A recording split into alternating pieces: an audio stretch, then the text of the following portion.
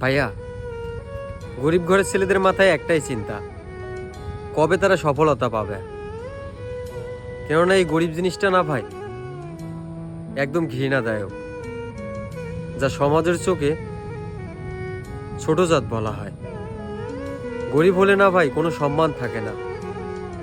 আপনি একটা চার দোকানে বসেন, সেখানেও আপনার কোনো মর্যাদা থাকবে না। একটা কথা বলি ভাই, একটা স্বাভাবিক চার দোকানে গিয়ে একটা চা খাবেন, 5 থেকে 10 টাকা নেবে। আর সেই চাটা একটা উন্নত হোটেলে গিয়ে খাবেন, সেই চাটার দাম মিনিমাম 200 থেকে 250 টাকা নেবে। তো ভাই এখানে চায়ের কোনো দোষ নেই, এখানে দোষটা হচ্ছে অবস্থানের। এজন্য ভাই যারা গরিব ঘরের পোলাপান আছে, তারা সবসময় নিজেকে নিয়ে ভাবতে ভালোবাসে।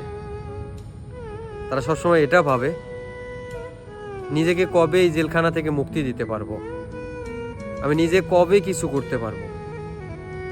এজন্য ভাই গরিব ঘরের ছেলেরা সবসময় ডিপ্রেশনে থাকে, যেটা কখনো কাউকে বুঝতে দেয় না। হাজারো কষ্ট নিয়ে, হাজারো বেদনা নিয়ে তারা বুকে চাপা দিয়ে সবার সঙ্গে হাসি মুখে চলে, কিন্তু কেউ সেটা ধরতেও পারে না।